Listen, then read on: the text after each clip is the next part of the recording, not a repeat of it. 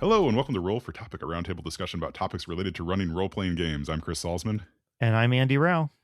Andy, just before we actually hit record, we were talking about the wonderful book, The Path to Power by Robert Caro, which is part Yes. one of the LBJ cinematic universe.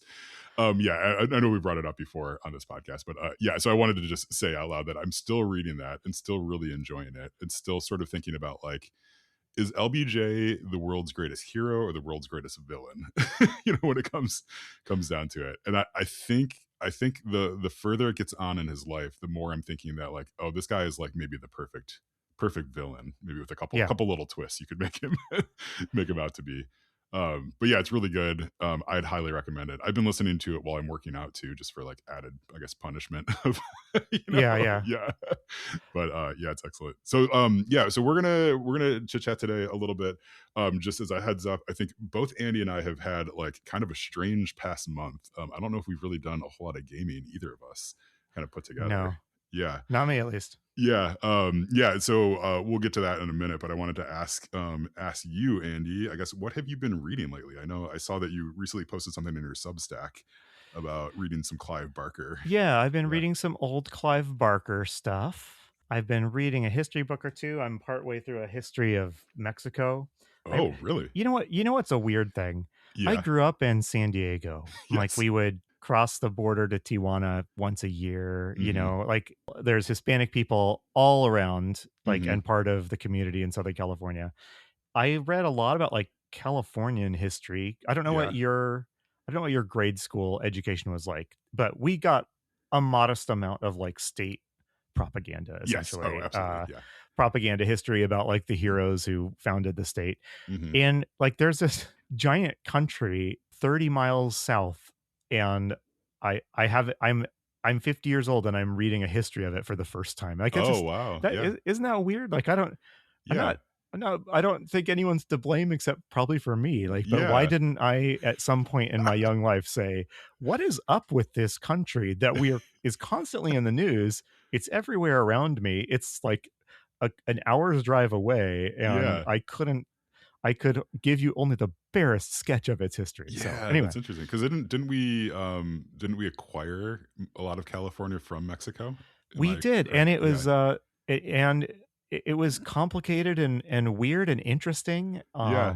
Yeah. So Yeah. anyway, No. that's not game related at all, I Yeah. guess. Well, I mean, it kind of is. Yeah. I mean, it is in that, like, I mean, I think like the sort of geopolitical things are pretty ripe for for tabletop gaming Yeah, I setups. But guess. So here's my desperate attempt yeah. to torture a gaming related insight out of that. Yeah. Yeah. It If in, like, this world of ubiquitous information, you can live an hour away from a whole country with tons of cultures and ethnicities and complicated histories and stuff like that, Hmm. that that are deeply like, have deeply affected your own country's history and your upbringing, and still not know anything about it, then Hmm.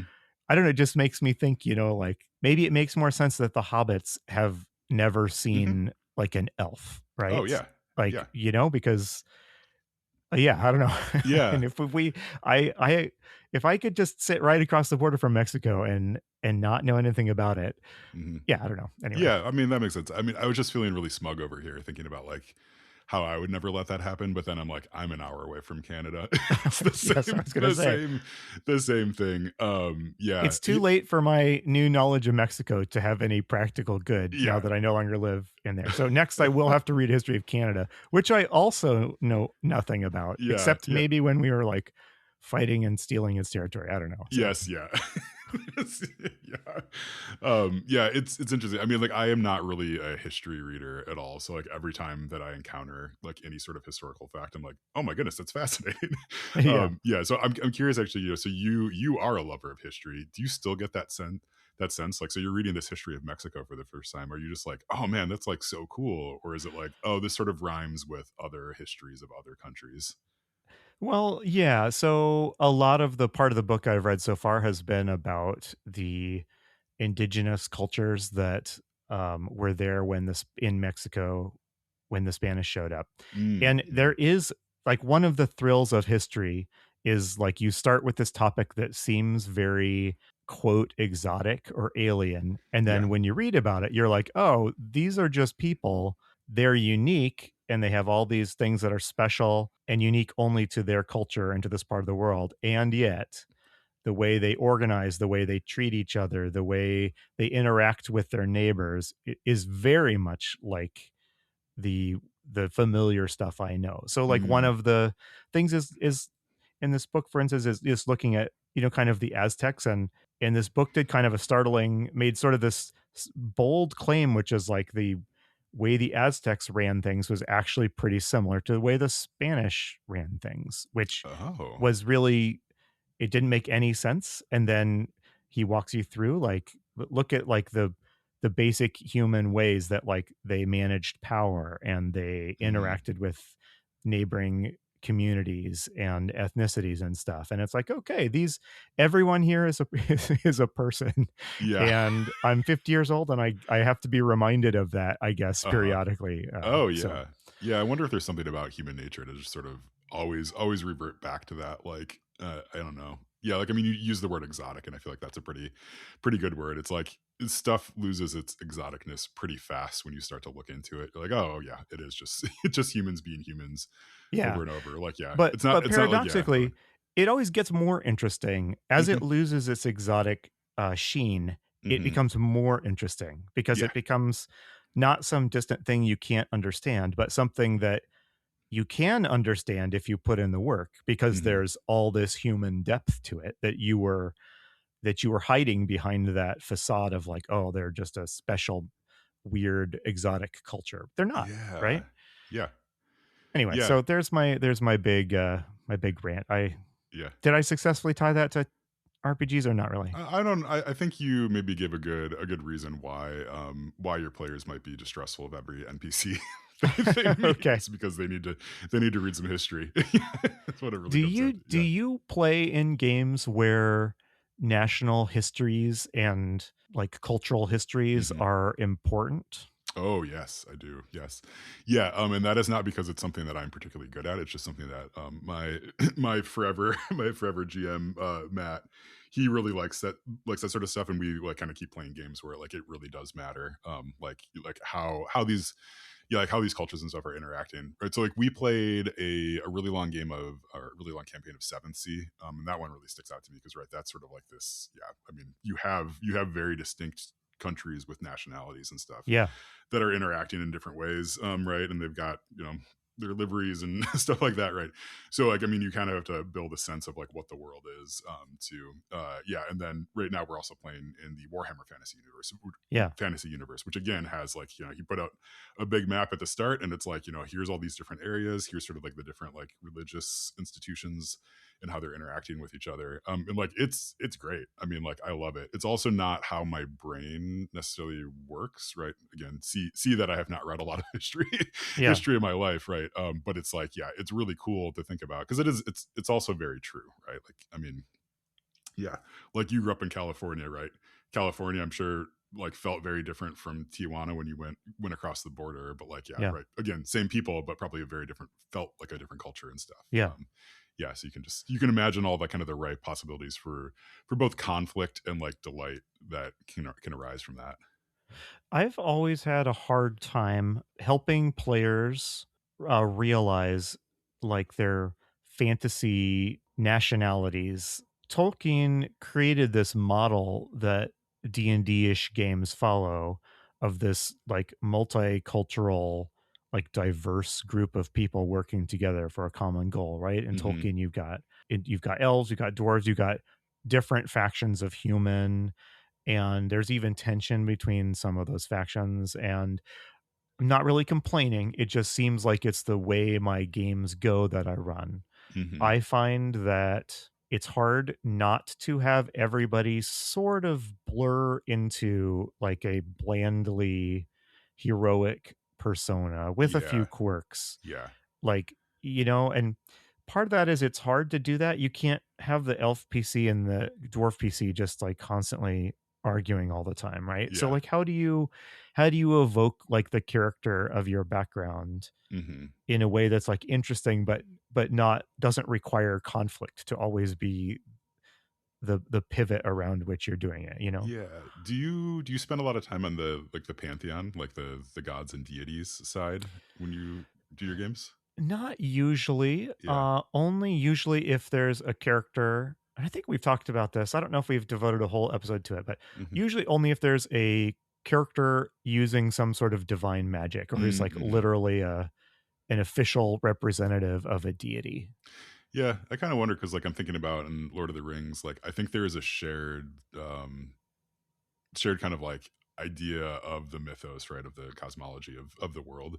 Right Hmm, there. yeah. It's like, yeah, so like everybody sort of like believes the same thing, right? Mhm. Like in that universe. I think like, the Hobbits probably like maybe it's more like a bunch of stories to them, whereas the elves, it's like it's a very real thing.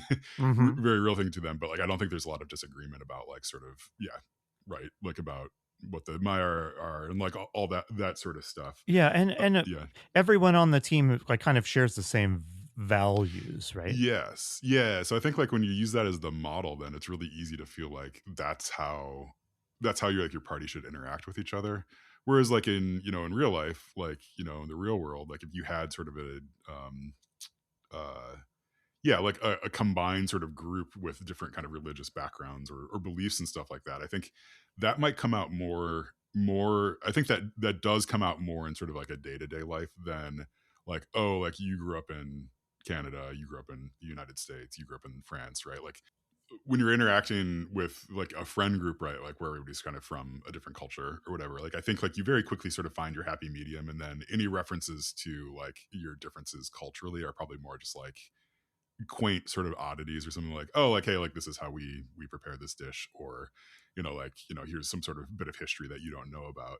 Yeah. But I mean, I think like when it comes down to like kind of like religious differences, I think like that's where you might have some more more friction and some more interest in stuff where like stuff really starts to merge.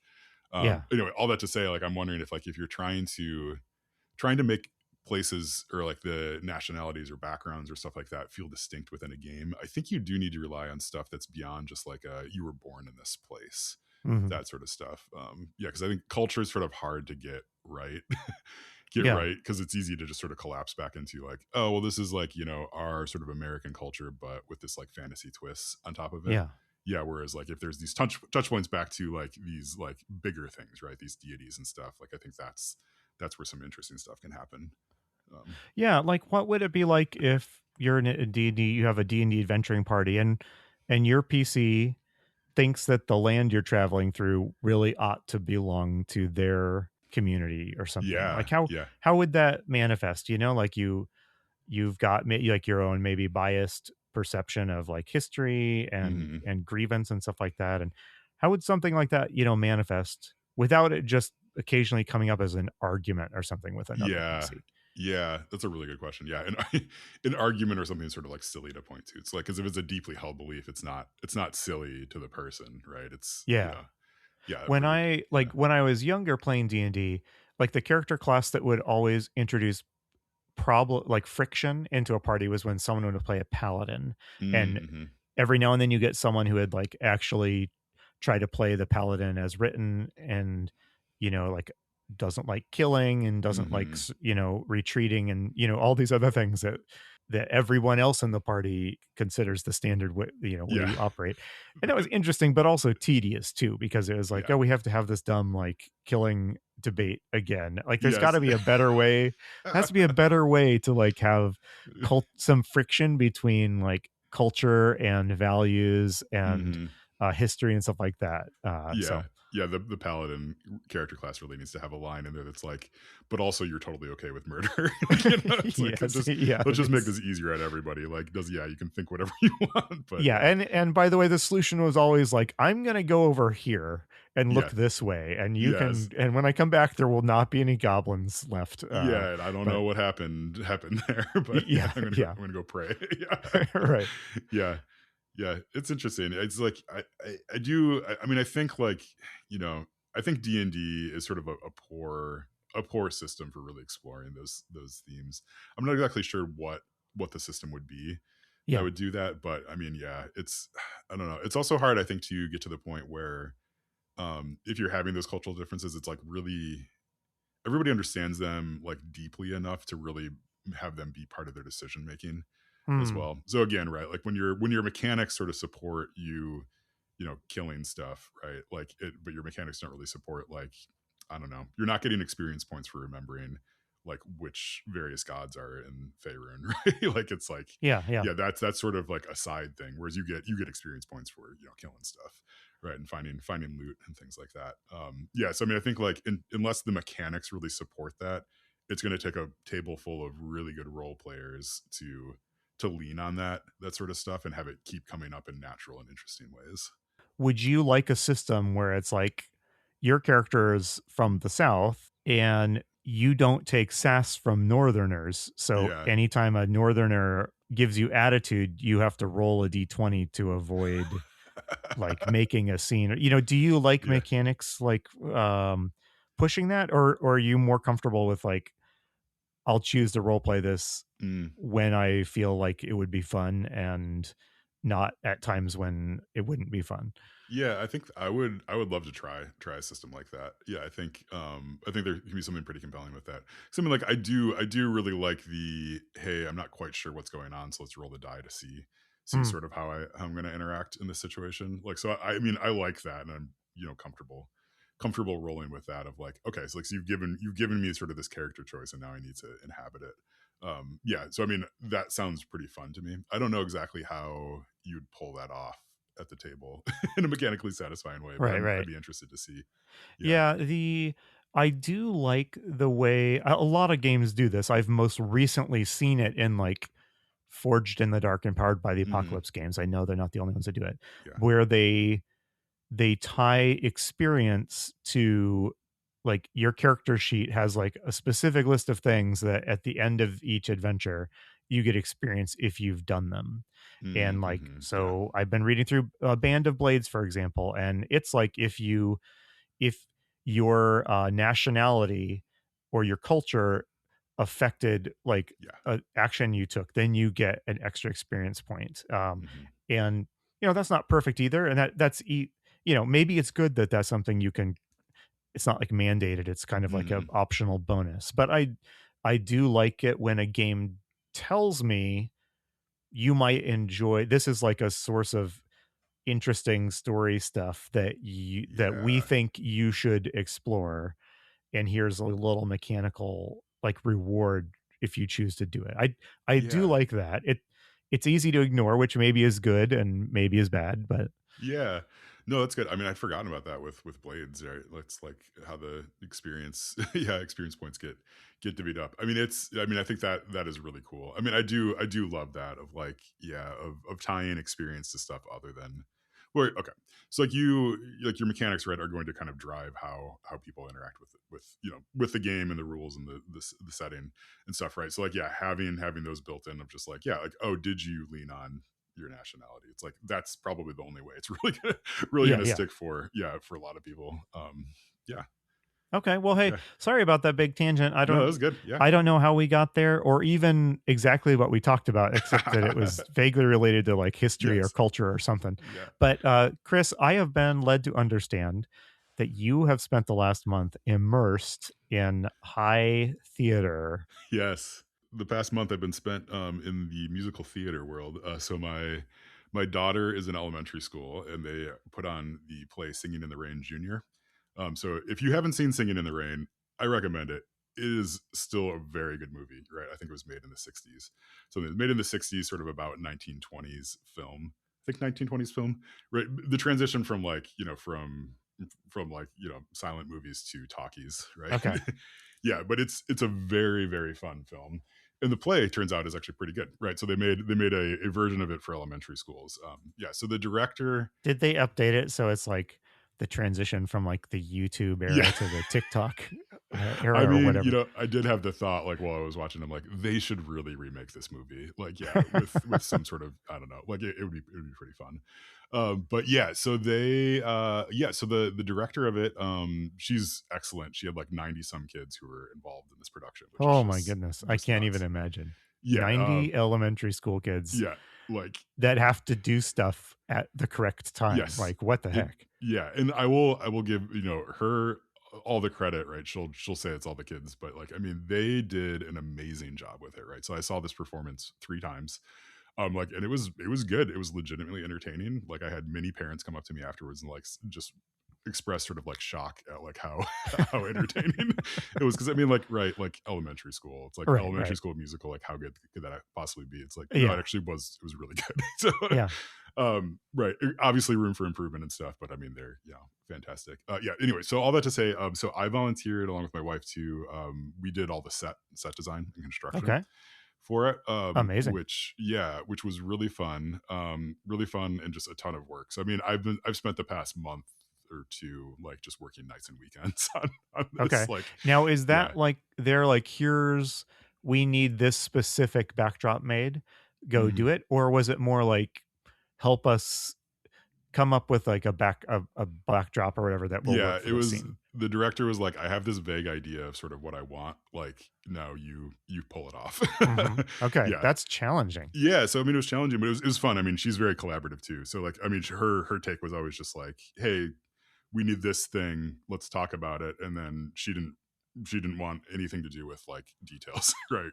Yeah. Other than, like, "It looks great, keep going," keep doing it, which is exactly what I think a director should do, right? So it felt like we had quite a bit of latitude to do stuff. So, um, it's interesting. So, like, I mean, I'm thinking about gaming, like, I don't really do a lot of, like, props and stuff at the game table, which is funny because I also like, I'm a hobbyist woodworker and I have been for decades now, right? Yeah. And so like, I get to call upon like doing this play stuff. I'm getting to call upon like all this experience that I have that I kind of like forget that other people don't don't Yeah. don't have, right? So like we made some pretty big set pieces. There's one probably like the biggest one is like this triangular structure that was on casters that they could rotate around. So each side would have sort of a different purpose to it Hmm. and have different stuff hung up on it. So you could have like these different sets basically, but it's just this big triangle that they could rotate around.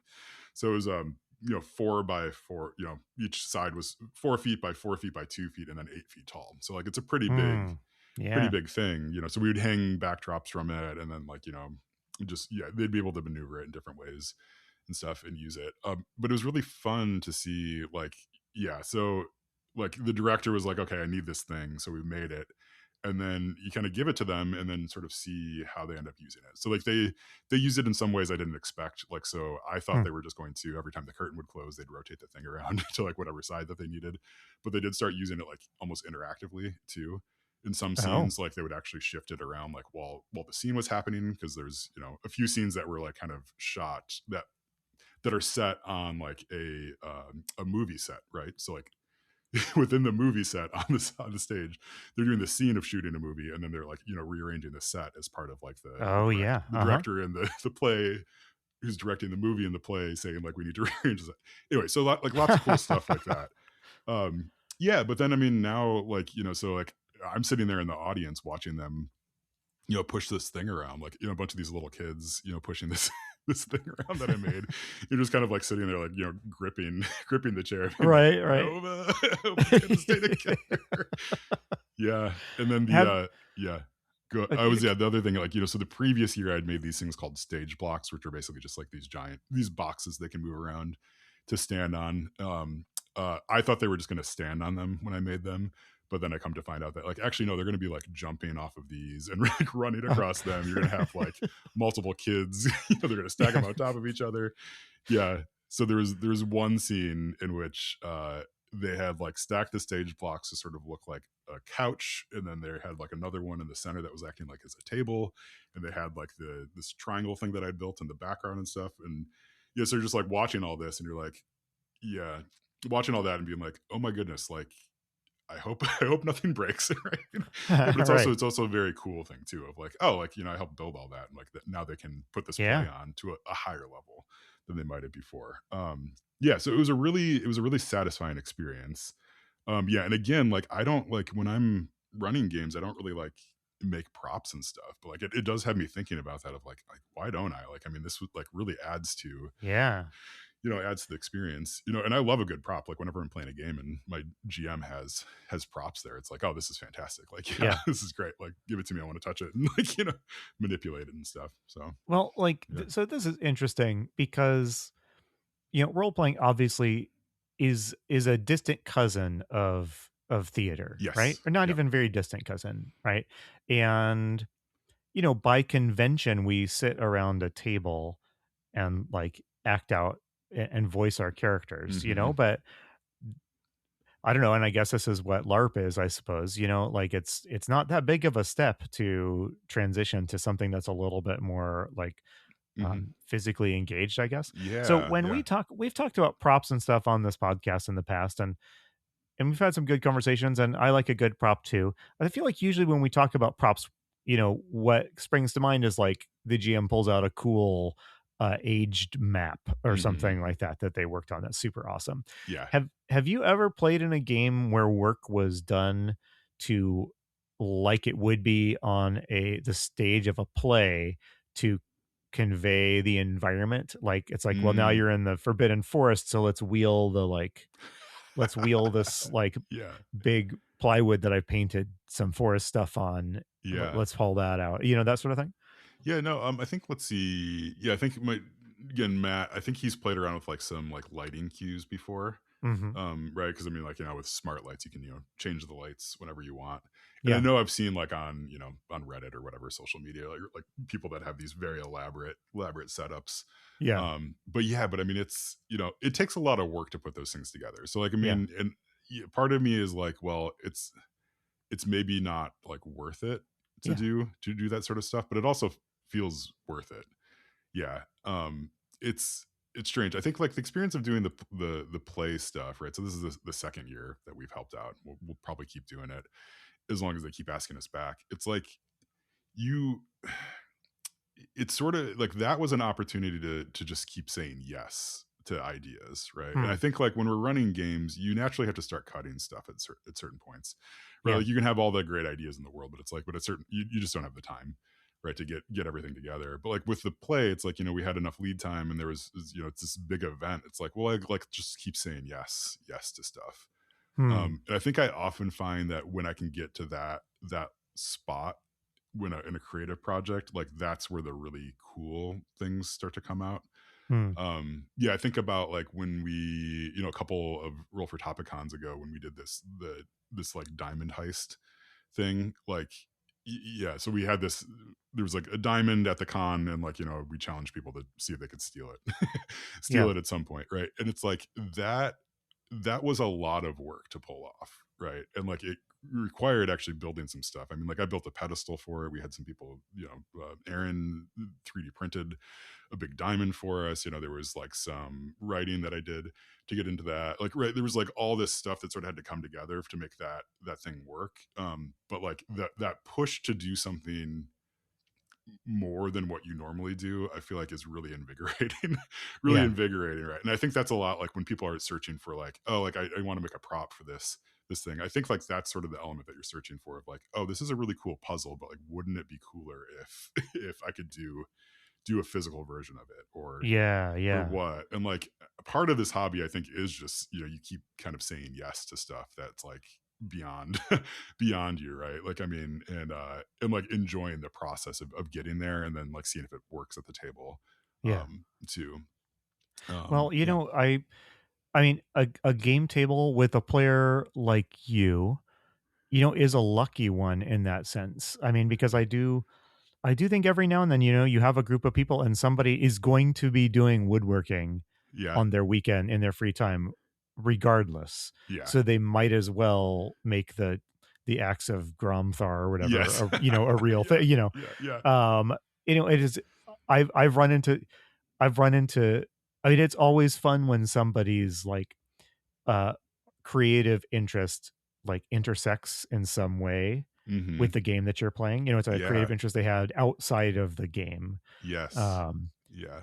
this is you could debate if this is creative or not, but one of the best people I've ever played with was like was like just hooked on spreadsheets. Yeah. And so Okay.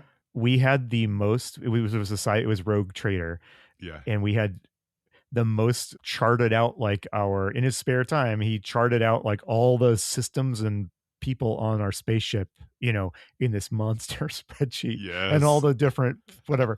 And it was like we didn't need this. Uh-huh. It's so I mean, it's so cool that you brought this and like it added something for all of the experience for everyone, Yeah. that you put all of this thought into this thing that is unnecessary. Like we could have Yes. just imagined it, and it just boils down to like your ship has a +4 attack bonus, Yeah. Oh but yeah. like how much cooler is it that you drew a map of it and that you have all the systems charted out? Like, Hmm. I don't Yeah. know. Oh, I love it. Yeah. It's cool. Yeah. It's I don't know. We need to wrap up, but I mean, I think like, yeah, to me, it's like, I don't know, like any hobby, I think any hobby should push you creatively. Like I think that's, to me, that's what I've come down to with with like hobbies, right? This is very clearly like an inside kid's perspective on hobbies. Like I'm not gonna go, Yeah. I'm not gonna like take up football or whatever at this point in my life. But yeah, like it should stretch you creatively, and I think like it also should stretch you in ways where you can kind of keep saying like yeah, yes to weird stuff. Like I mean, like imagine if you had that rogue trader person, you're like, oh, like we don't need that spreadsheet, right, like Yeah. it's just a +4, like don't even bother with it. It's like no, like I mean, yeah, anytime that your players are sort of like fainting in that way, like Mhm. encourage it. Right, it's Yep. like that's Totally. generative to the story, to them, and it's like yeah, it's really, I don't know, it's really cool stuff. But yeah, well, we should wrap it up. Do you have any other kind of final thoughts before? No, I don't think so. I Yeah. don't really know what I've even said this Yes. episode, so No, it hopefully was good. some of Yeah. it was interesting and useful. But Yes. it's always good to talk about this stuff. So, Yes, always good. Yeah, thank you. Yeah, thanks for having a little bit of a meandering conversation, but I think it was good. So, all right. Well, I think that will do it for us. As always, you can catch Andy and John Corey over on their podcast, Zombie Strains, which is really great. Yeah, I also know from your newsletter that you put out, Andy, that you took a break from watching zombie movies to go watch an actual good movie in the theaters. yes. Yeah, yeah, I hate to say that because some of the zombie movies yeah. are good, but it's like 20% of them are good. Yes, Let's, yeah. like, to be generous. Yeah. Yeah, So, that's good. Yeah, go check out Zombie Strands. It is very good. They're into the 60s. So yes. yes, Yeah. got a ways to go. Yeah. Yeah. Cool. All right. Well, that'll do it for us. I've been Chris Salzman. I've been Andy Rao. And remember, if your player's having fun, you're a great GM.